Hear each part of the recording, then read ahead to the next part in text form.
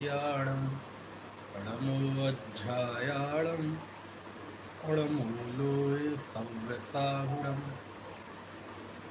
मोक्षमार्गस्य नेतारं भेत्तारं कर्मभूभृतां ज्ञातारं विश्वतत्त्वानां वन्दे तद्गुणलब्धे।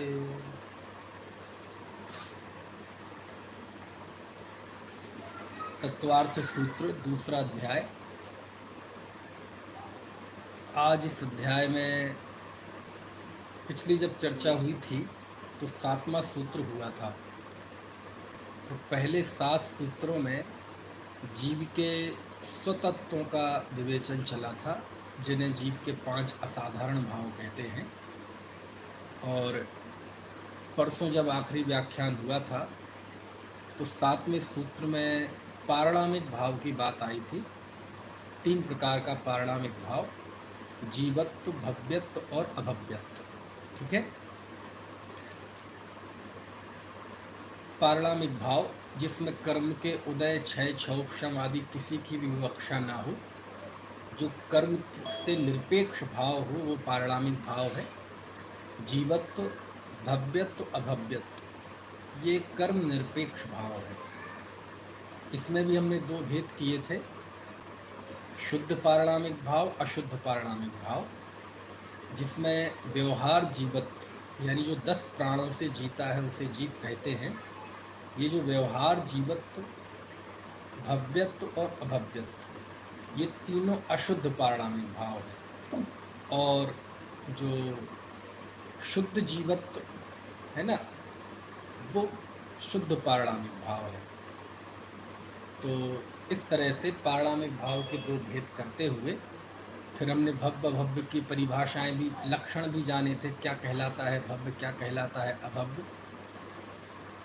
तो पहला जो प्रकरण है इस दूसरे अध्याय का, इसका अब समापन हुआ। अब आगे जो सूत्र आया है, ये 2 सूत्र हम पढ़ते हैं। छोटे छोटे सूत्र हैं लेकिन गंभीर हैं। 8वां और 9वां ये 2 सूत्र पढ़ते हैं। उपयोगो लक्षणम सात दुविधोष्ट चतुर्भेदा। क्या हुआ इन सूत्रों का अर्थ? सबसे पहला सूत्र है 8वें नंबर का, उपयोगो लक्षणम। जीव का लक्षण उपयोग है। ठीक है। सा मतलब वह मतलब जिस उपयोग की पिछले सूत्र में बात की। द्विविधो अष्ट चतुर्भेदा, वह 2 प्रकार का है। अब 2 प्रकार का इस सूत्र में नहीं गिनाए हैं, लेकिन उसके भेद गिनाए हैं। तो जो भेद में जो अभेद वस्तु होती है वो तो सहज ही उसमें गर्भित हो जाती है।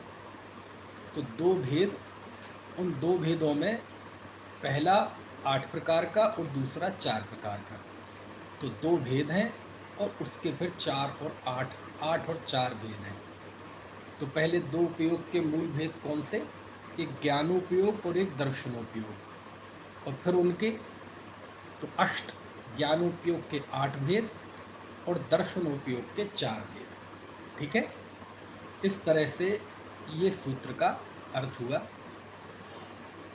अब इसमें ज्ञानोपयोग के 8 भेद बताने वाला कोई अलग से सूत्र नहीं है। दर्शनोपयोग के 4 भेद बताने वाला कोई अलग से सूत्र नहीं है। ये आपको पीछे से लेने पड़ेंगे। जैसे 5 प्रकार का सम्यक ज्ञान आया था, मतिश्रुतावधि मनः परया केवलानि ज्ञानम। और फिर आया था कि ये 3 ज्ञान विपरीत भी होते हैं, मति, श्रुत और अविधि। तो उनको ले लो। तो 5 सम्यक ज्ञान और 3 प्रकार के अज्ञान, इन दोनों को मिला दें तो जो 8 प्रकार का ज्ञान है वो ही यहाँ अभीष्ट है। उसमें सम्यक और मिथ्या का भेद नहीं है। फिर 4 प्रकार का दर्शन, तो चक्षु दर्शन, अचक्षु दर्शन, अवधि दर्शन और केवल दर्शन, ये 4 प्रकार का दर्शन है। चलिए अब थोड़ा सा हम सूत्रों का अर्थ और सूत्र में जो प्रभेद हैं उसको हमने जान लिया। और इनका सामान्य ज्ञान हम पहले कर चुके हैं, 5 प्रकार का सम्यक ज्ञान और 3 प्रकार का अज्ञान। ठीक है।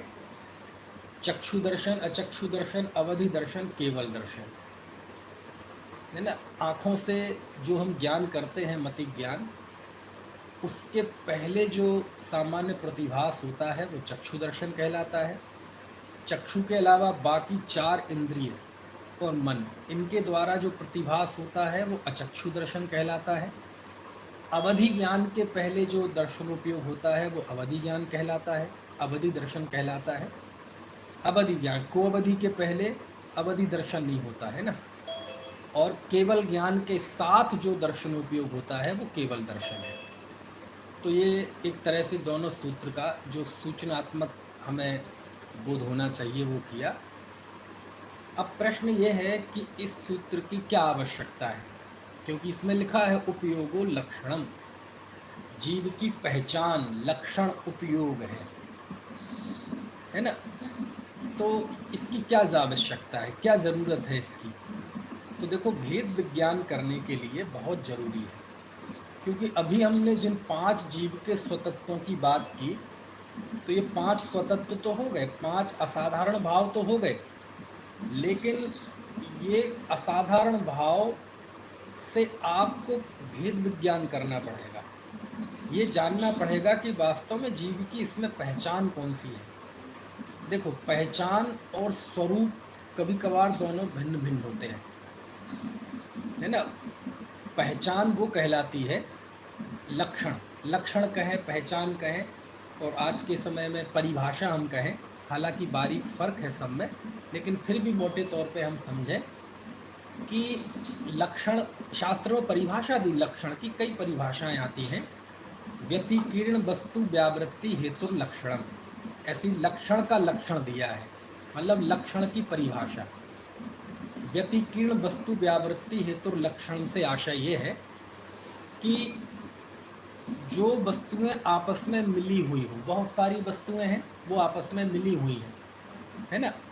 अब आपको उसमें से कोई एक वस्तु छांटनी है, तो कैसे छांटेंगे? आप उसको लक्षण के आधार पर छांटेंगे, उसकी पहचान के आधार पर छांटेंगे कि इसकी पहचान क्या है ना। तो वो पहचान ही लक्षण कहलाती है, यानी वो पहचान जिसके कारण उस वस्तु को हम अन्य से अलग कर दें, यानी उसका जो लक्षण होता है वह उसे अन्य वस्तुओं से, है ना, व्यतिरिक्त करता है, अलग करता है। यदि वो लक्षण की पहचान नहीं होगी तो आप किसी भी वस्तु को अन्य वस्तुओं से अलग नहीं कर सकते, ठीक है। और ऐसे कई तरह के लक्षण होते हैं, एक होता है आत्मभूत लक्षण, एक होता है अनात्मभूत लक्षण, है ना। फाइनली हम उसके द्वारा पहचान करते हैं, है ना। मान लीजिए मैं कक्षा पढ़ा रहा हूँ, अभी तो चलो ऑनलाइन क्लास है, सबके नाम इसमें आते हैं तो हम नाम बोल देते हैं। मान लीजिए अब सामूहिक कक्षा चल रही है, कई लोग हैं, हम नाम नहीं जानते, मुझे कोई प्रश्न पूछना है, तो मैं प्रश्न पूछूंगा। अब सब लोगों ने हाथ खड़े कर दिए, तो मैं क्या करूँगा कि भाई साहब वो जो लाल टी शर्ट पहने हैं, है ना, या जो पीछे वो चश्मा लगाए वो बुजुर्ग से व्यक्ति बैठे हैं, वो जवाब देंगे। तो हमने आपको आपके लाल टी शर्ट से अथवा चश्मे से हमने बाकी से अलग कर दिया, ठीक है। तो वो आपकी उस समय हमने पहचान बनाई, क्योंकि उस पहचान के द्वारा हमने आपको बाकी से अलग कर दिया।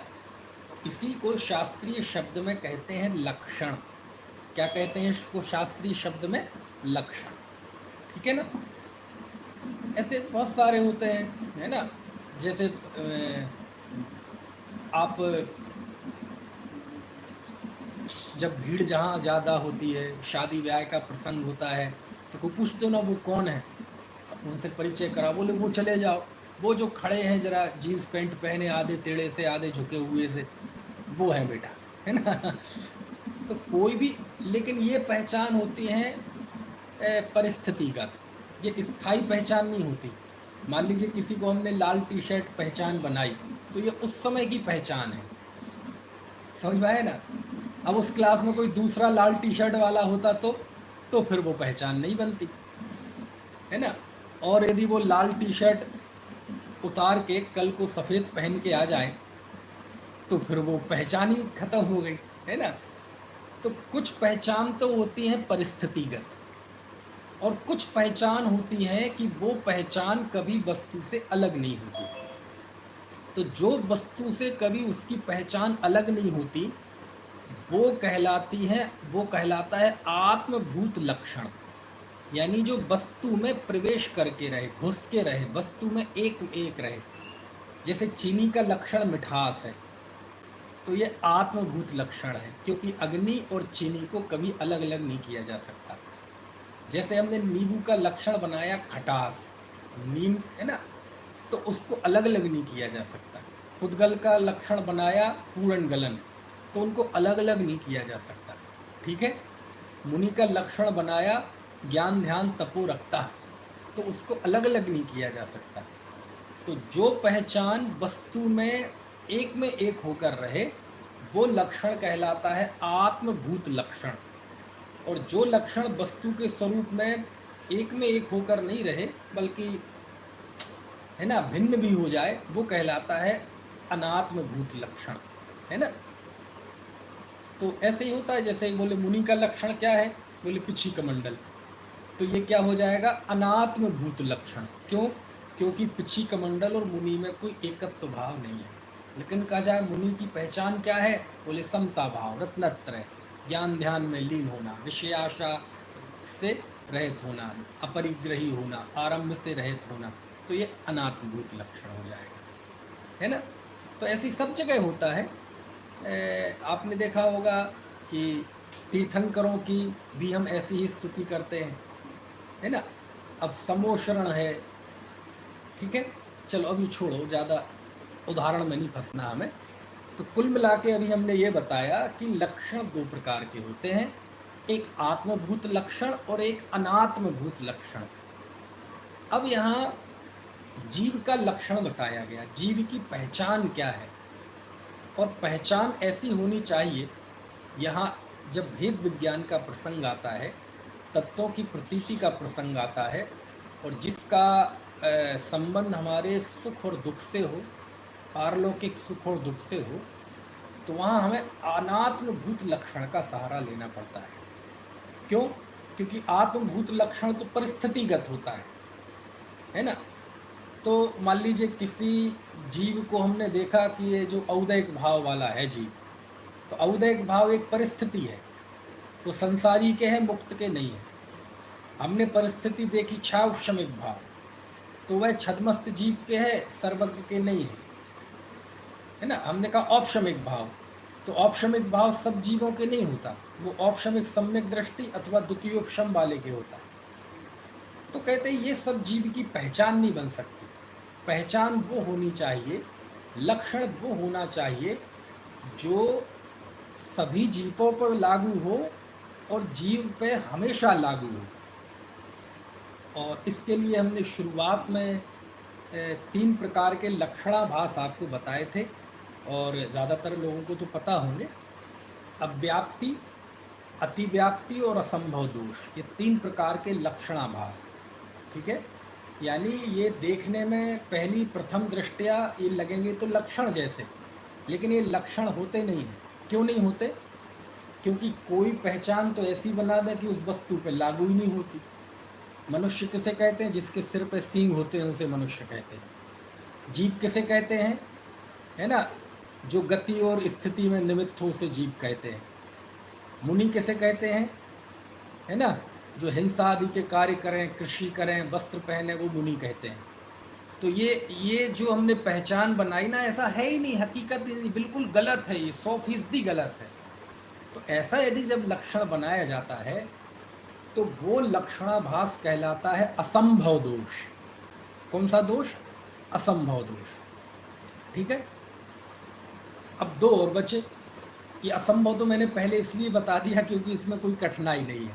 कोई भी वस्तु की पहचान ऐसी बनाओ कि उस पर लागू नहीं होती, अभी लागू नहीं होती, कभी लागू नहीं होती, यहाँ लागू नहीं होती, कहीं लागू नहीं होती। अग्नि का लक्षण क्या है? बोले शीतलता, ठंडक। ना यहाँ लागू होती है, ना पाकिस्तान में लागू होती है, ना ग्रीनलैंड के जंगलों में लागू होती है, ना आदिनाथ के ज़माने में लागू होती है, ना भविष्य में कभी ऐसा मौका आएगा कि आग ठंडी हो जाए, है ना। तो अभी नहीं, कभी नहीं, यहाँ नहीं, कहीं नहीं। तो ऐसा लक्षण बना देना तो वो कहलाता है असंभव दोष। कौन सा दोष? असंभव दोष।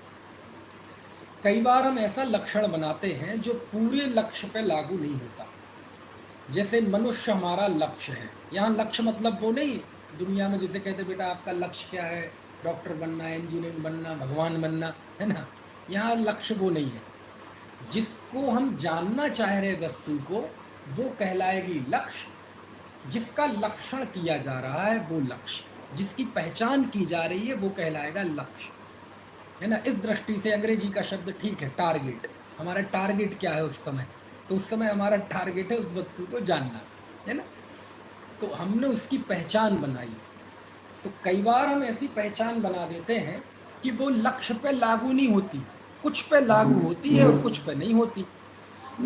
इसको शास्त्रीय भाषा में कहते हैं कि जो लक्षण लक्ष्य के एक देश में पाया जाए, मतलब थोड़े में पाया जाए। दृष्टांत, मनुष्य किसे कहते हैं? तो हमने जवाब दिया कि मनुष्य का लक्षण बनाया कि जिसके सिर पे काले बाल होते हों उसे मनुष्य कहते हैं। समझ में आया? अब आप कहते हैं आप ऐसा लक्षण क्यों बना रहे हैं?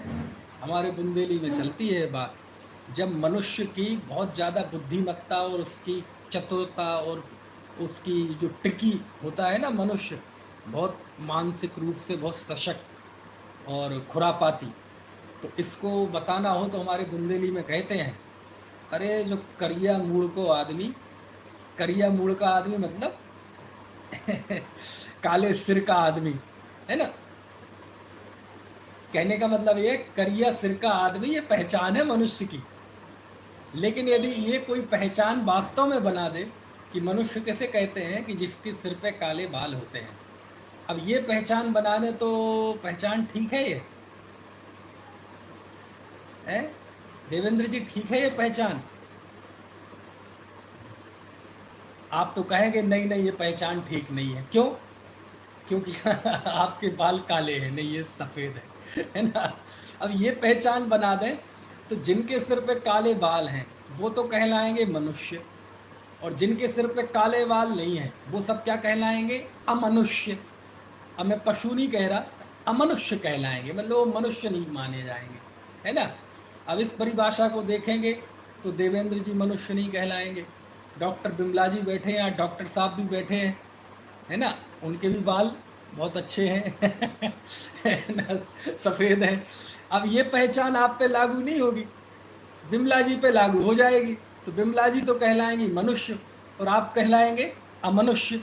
बोले यार ये बहुत बढ़िया जोड़ा बना, एक मनुष्य एक अमनुष्य कहते इसलिए ये पहचान गलत है। अच्छा, जिसके काले बाल तो हों लेकिन आधे काले हों आधे सफ़ेद हों, तो बोले वो आधा मनुष्य है और आधा अमनुष्य है। और जिसके पे से गायब ही हों तो बहुत मुसीबतें खड़ी हो जाएंगी, है ना। अब कदाचित किसी के हों तो सफ़ेद और उसने डाई करके काले कर लिए हों बालों को, तो बोले कौन है ये, मनुष्य की नहीं? बोले दिखावटी मनुष्य है भीतर से तो अमनुष्य है, पशु नहीं कह रहा हूँ मैं, अमनुष्य है, बाहर से मनुष्य है ना। ऐसे दिखावटी मनुष्य भी ज़्यादातर है ना दुनिया में।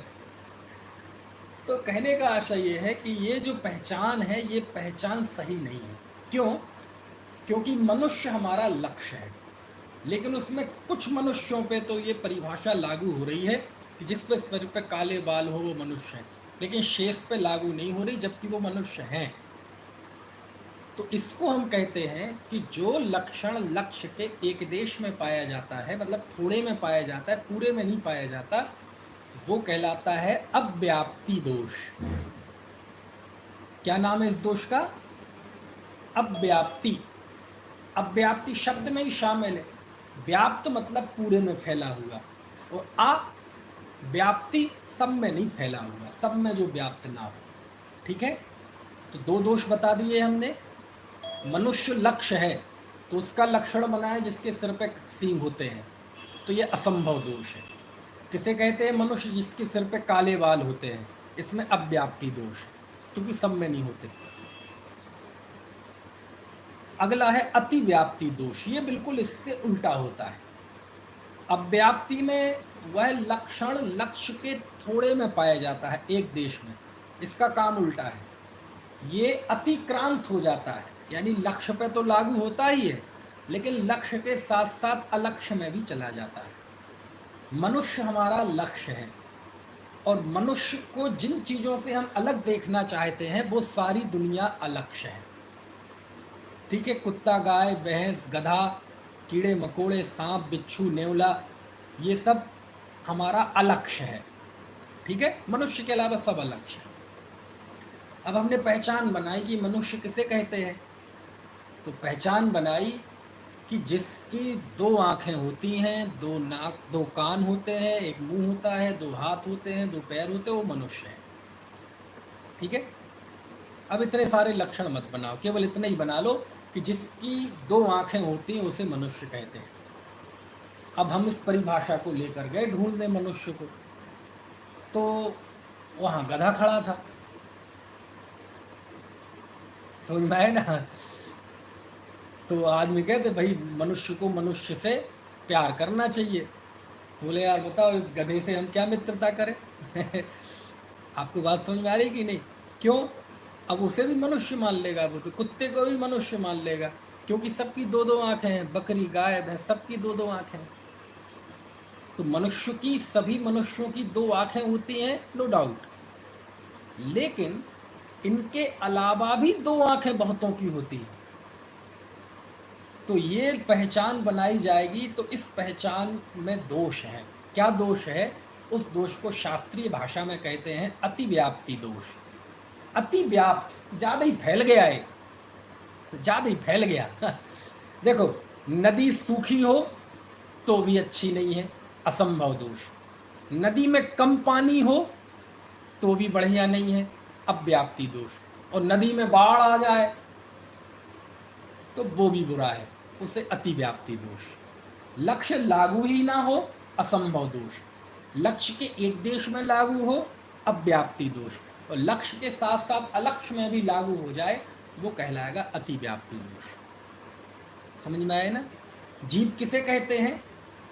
अब ये सब जीव पे लागू करें, क्योंकि हमें यहाँ देखना है उपयोगो लक्षणम। जीव किसे कहते हैं? तो कहते जो स्थिति हेतुत्व वाला हो, स्पर्श रस गंध वर्णवान हो, उसका नाम जीव है।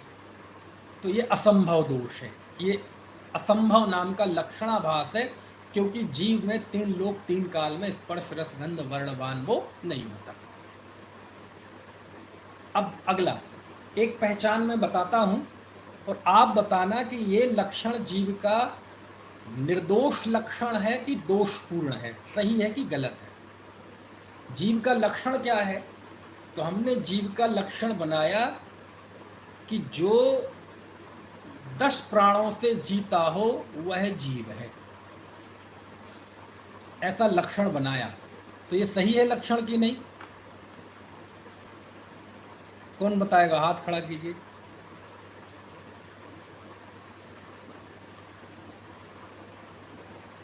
हाँ, ये स्वाति जी बताइए। पंडित जी, हाँ हाँ, होगा ये लागू। क्या गलती है इसमें? क्योंकि वो तो सिद्ध भगवान में भी तो लागू। कौन सा दोष कौन सा है? आपने सही बताया, कौन सा दोष है इसमें? अव्याप्ति दोष। कौन सा दोष? दोष नहीं नहीं, असंभव नहीं, क्योंकि परिभाषा 10 प्राणों से जो जीता है ना, तो ये अव्याप्ति दोष है, क्योंकि ये क्योंकि संसारियों पे तो लागू हो जाएगा, मुक्तों पे लागू नहीं होगा। तो शास्त्रों में तो लिखा है जो 10 प्राणों से जीता है वो जीव है, कहते वो व्यवहार लक्षण है। लेकिन अब जो हम आगे बात चल रही है उपयोगो लक्षणम, अब यहाँ हम भेद विज्ञान की तरफ बढ़ रहे हैं। ठीक है ना? जीव का ऐसा लक्षण जो 3 लोक 3 काल पे लागू हो, ऐसा लक्षण ये नहीं है, और अब उसकी तरफ बढ़ रहे हैं। ठीक है, चलिए अगला प्रश्न। यदि मैं बनाऊं कि जो 5 इंद्रियों और मन के द्वारा जानता है, देखता है, वह जीव है, ये लक्षण कैसा है? दोषपूर्ण है कि निर्दोष है? दोषपूर्ण है जी, दोषपूर्ण है। अच्छा, मंगलेश जी बोल रही हैं, क्या हाँ क्या जी। गलती है इसमें? इसमें है व्याप्ति दोष है जी, क्योंकि मति ज्ञान है ना जी, मति ज्ञान से जानते हैं ना, ये इंद्रिय और मन को जानना मति ज्ञान का काम है, और जीव का स्वभाव उपयोग में से सिद्धों में नहीं है ये लक्षण। अच्छा, सिद्धों में नहीं है? अरे सिद्धों केवल में क्या, ज्ञानी में भी अरहंतों नहीं में है भी जी। नहीं है ना? केवल ज्ञानी में भी तो ये नहीं सब है। पे लागू, ठीक है, आपने बहुत अच्छा बताया। तो ये अव्याप्ति दोष है, क्योंकि सब पे लागू नहीं हो रहा है।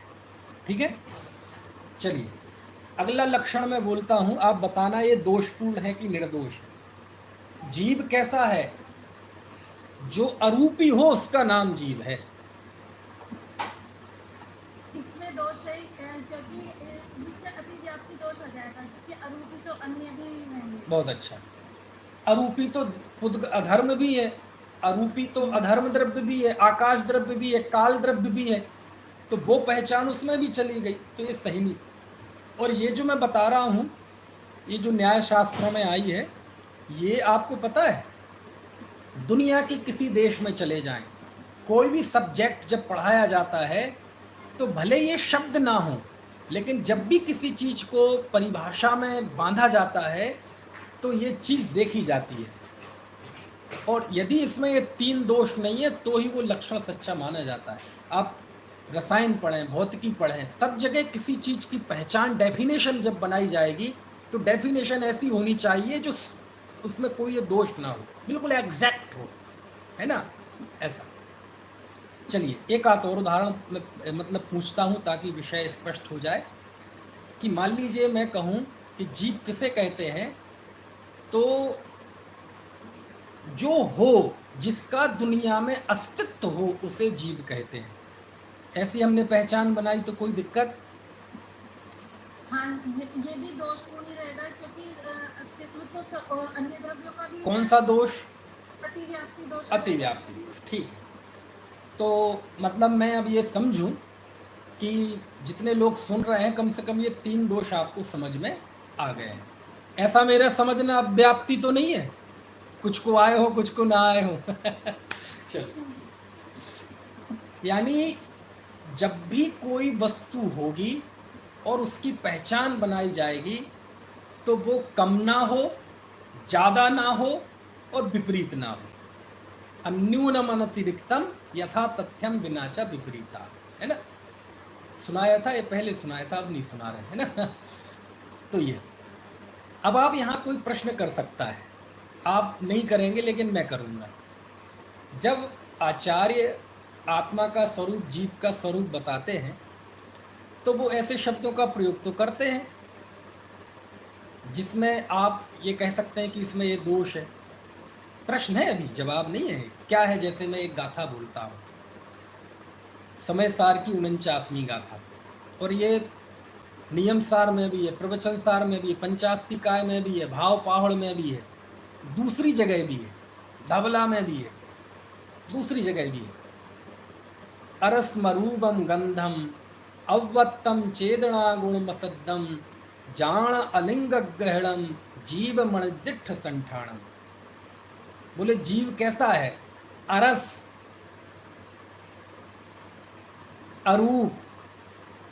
अब बताओ, यदि हम जी कहें जीव जो रस से रहित है, रूप से रहित है, ऐसा कहा जाए तो आचार्य सही प्रयोग कर रहे कि गलत प्रयोग कर रहे? क्योंकि अरस, आत्मा तो अरस है ही, धर्म द्रव्य भी अरस है। अरूप, आत्मा तो अरूपी है ही, धर्म आदि द्रव्य भी अरूप है।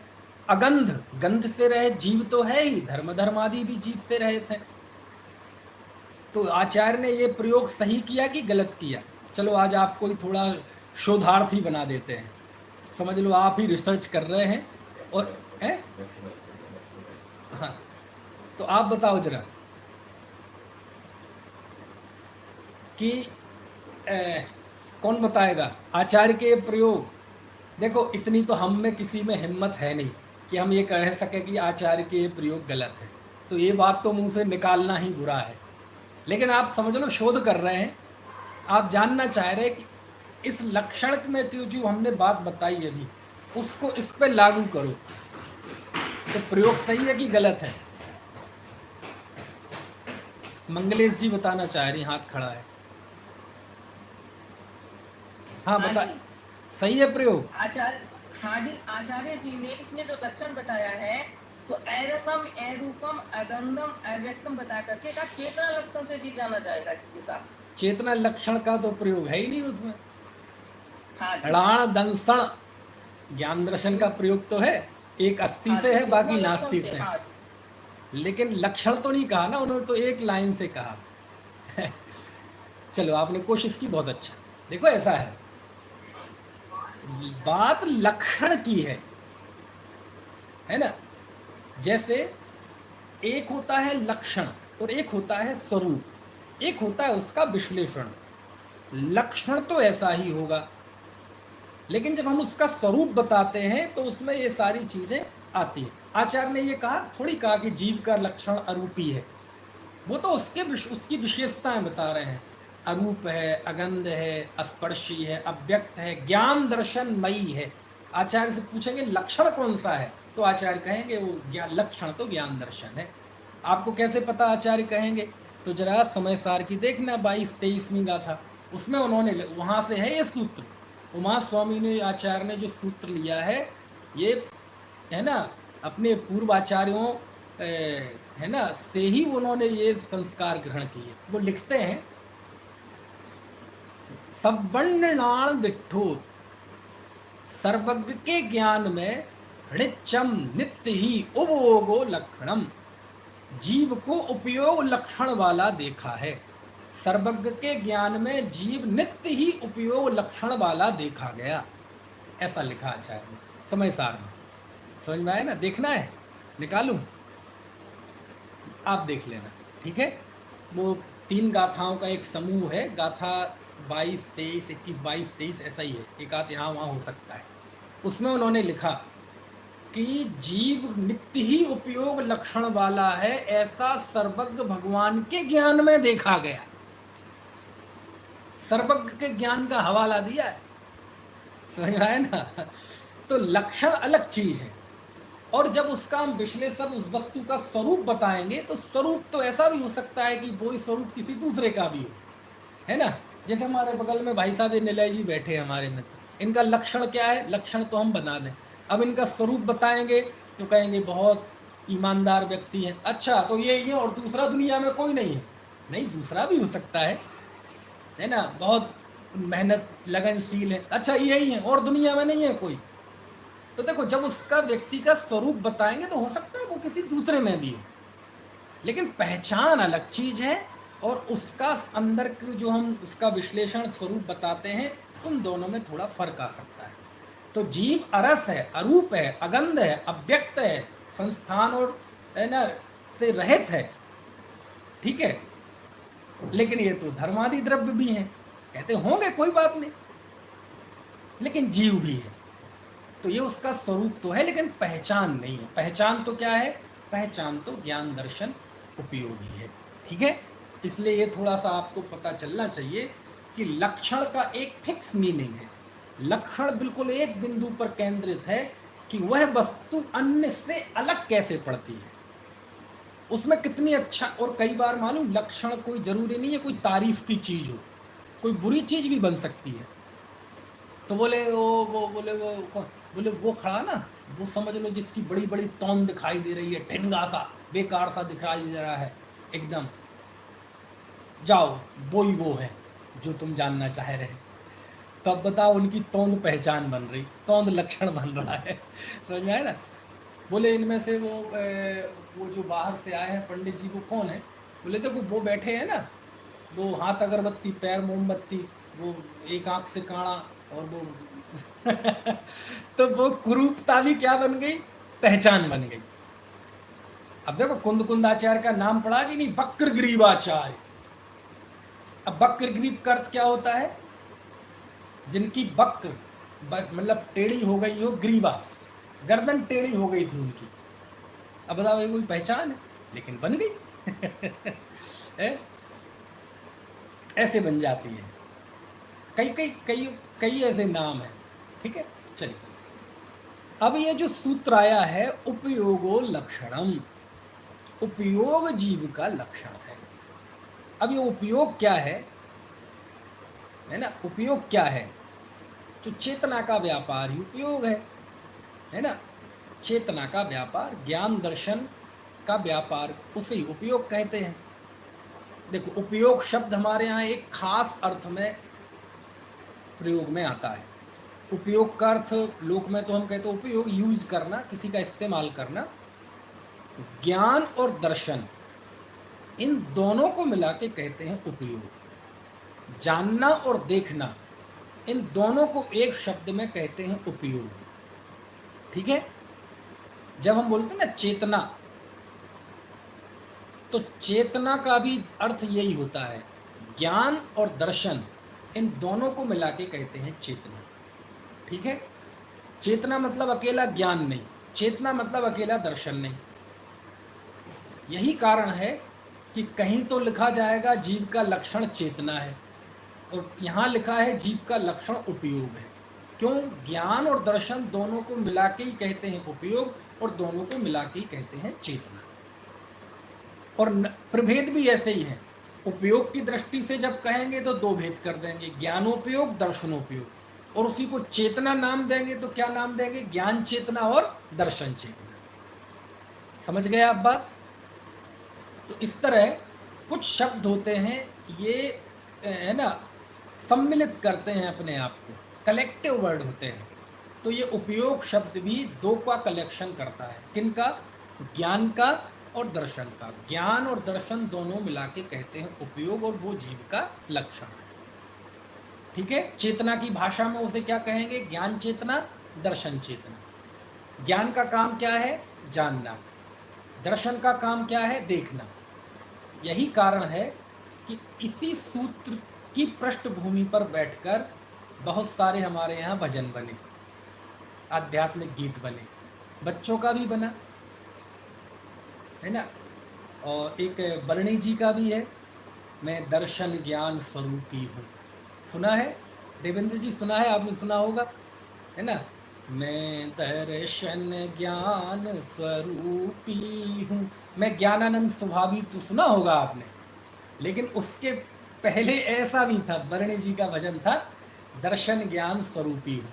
तो दर्शन ज्ञान स्वरूपी, इसमें सिद्धांत झलकता है। तो फिर जब वो दूसरा लिखा तो उन्होंने उसमें आध्यात्म को, तो आनंद का टच देने के लिए ज्ञानानंद स्वभावी हूँ। समझ में है ना?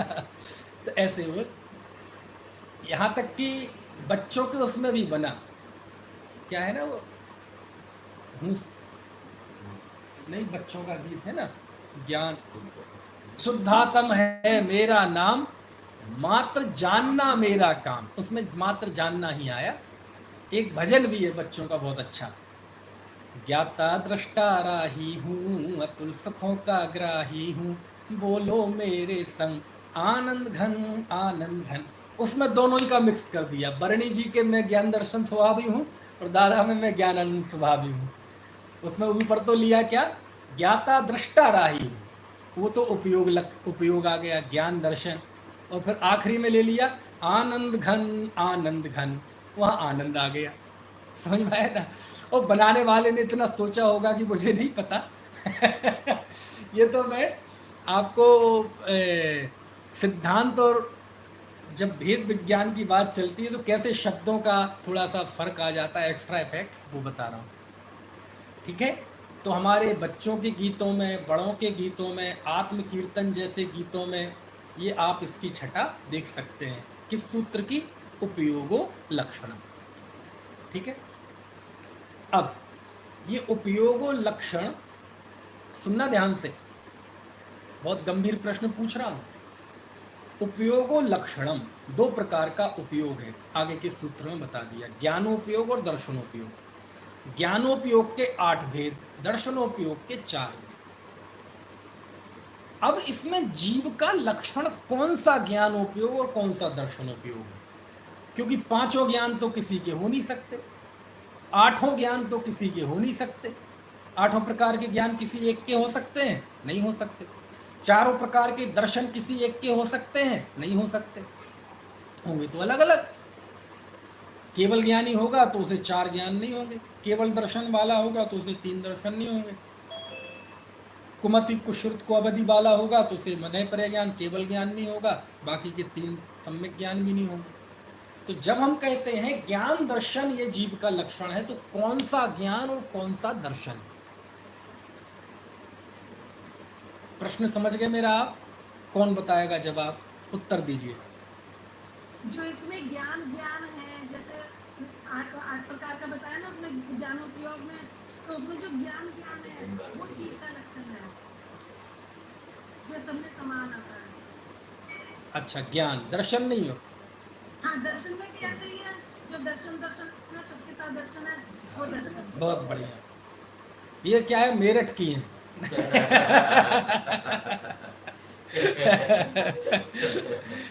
मेरठ की ना भी होती तो स्वयं बहुत अध्ययनशील है, इसलिए इतना अच्छा बता पाया। हाँ, और कौन बताएगा? हाँ जी, मैं भी बता रही हूँ। हाँ हाँ, बताइए बताइए। हाँ जी, इसमें जो ज्ञान दर्शन स्वभाव है जीव का, वो उपयोग आएगा जी इसमें।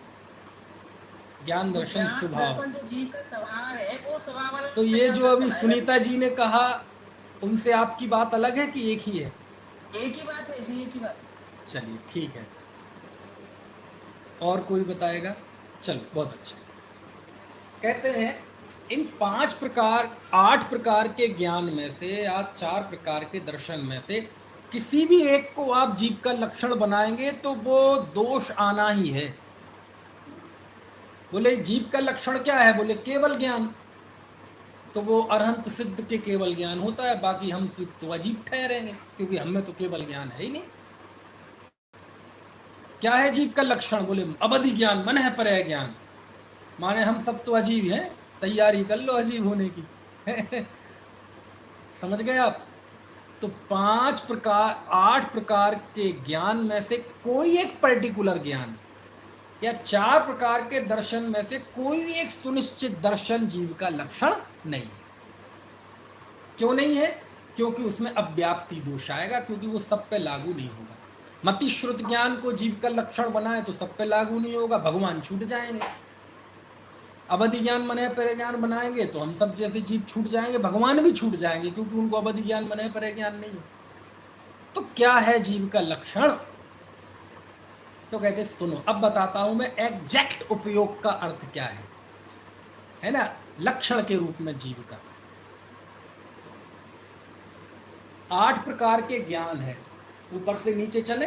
कुमति ज्ञान, कुश्रुत ज्ञान, कोवधि ज्ञान, मति ज्ञान, श्रुत ज्ञान, अवधि ज्ञान, मनः पर ज्ञान, केवल ज्ञान। ये 8 लिस्ट बनाए आप, ऊपर से लेके नीचे तक, जैसे अंक लिखते हैं।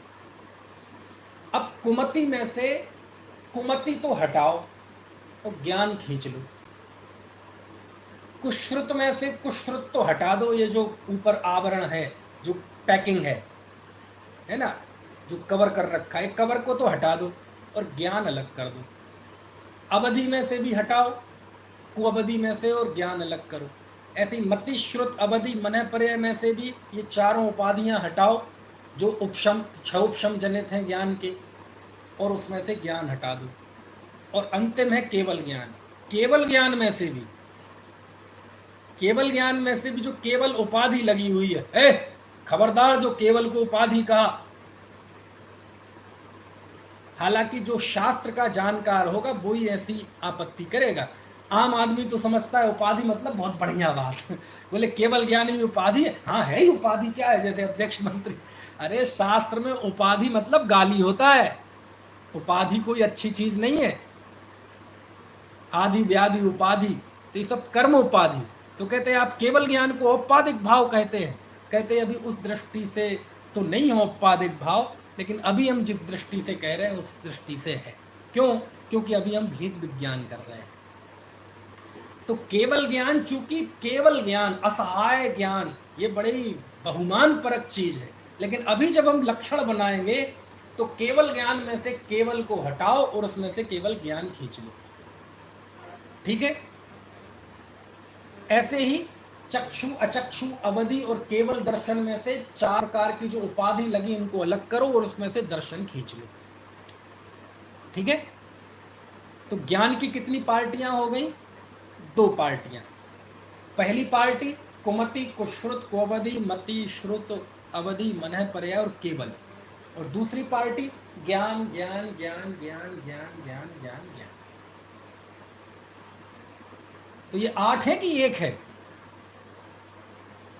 ये 8 नहीं है, ये 1 है।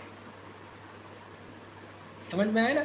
ऐसे यहां एक तरफ चक्षु, अचक्षु, अवधि, केवल, और यहां दर्शन दर्शन दर्शन दर्शन। ये 4 नहीं है, ये 1 है। तो एक हो गया ज्ञान और दूसरा हो गया दर्शन। इसको हम कहेंगे केवल ज्ञान और इसको कहेंगे केवल दर्शन। यहाँ केवल मतलब वो 8 प्रकार के ज्ञान में जो अंतिम केवल ज्ञान था वो नहीं, 4 प्रकार के दर्शन में जो केवल दर्शन था वो नहीं। वहाँ तो केवल ज्ञान और केवल दर्शन शब्द आपस में मिले हुए हैं, केवल ज्ञान केवल दर्शन। यहाँ केवल अलग और ज्ञान अलग, ठीक है? तो केवल ज्ञान और केवल दर्शन, तो ये 2 है कि 1 है? पहले तो ज्ञान की 8 उपाधियों को हमने समुद्र में फेंक दिया पोटली बांध के, यहां दर्शन की 4 उपाधियों को पोटली में बांध के समुद्र में फेंक दिया। अब मात्र ज्ञान और दर्शन बचे, तो अब क्या करो? बोले ज्ञान और दर्शन में भी जो तुमने भेद बीच में खड़ा कर दिया है ना, इस भेद को भी पोटली में बांध के समुद्र में फेंक दो। समझ में आया ना? तो क्या रह जाएगा? मात्र ज्ञान और मात्र दर्शन। तो बोले अभी द्वैत रहा ना, 2 चीजें रही ना। बोले नहीं, इनको भी एक कर दो, तो उसे कहेंगे शुद्ध चेतना। उसे क्या कहेंगे? शुद्ध चेतना। समझ में आया ना? तो 8 प्रकार के ज्ञानों में जो हमने एक ज्ञान मात्र देखा, उसे ही कहते हैं केवल ज्ञान, उसे ही कहते हैं सहज ज्ञान, उसे ही कहते हैं जानना ज्ञाता स्वभाव। और जब हम कहते हैं मैं ज्ञाता दृष्टा हूं, तो वो उस ज्ञाता दृष्टा का मतलब ये होता है मात्र जानना और मात्र देखना। यानी 8 प्रकार के ज्ञानों में 8 के भेद को खत्म करके बाहर फेंक दो, मात्र उसमें से ज्ञान खींच लो, इसमें से दर्शन खींच लो, तब हम कहते हैं मैं मात्र जानने देखने वाला हूं। किसको जानने देखने वाला? चुप, क्योंकि किसका जवाब आएगा तो उन 8 में से आएगा। फिर क्या कहा, क्या कहा, क्या कहा, क्या कहा? किसको जानने देखने वाला है ना? हमारे आगरा से विनीत जी लिख रहे हैं, विनीत जी आज मैं आपके आगरा में ही हूँ दिमाग ठीक कराने आया हूँ यहाँ आगरा में पागल खाना है ना तो वो लिख रहे हैं, बहुत अच्छी पंक्ति उन्होंने एक गीत की लिखी है, आध्यात्मिक गीत की।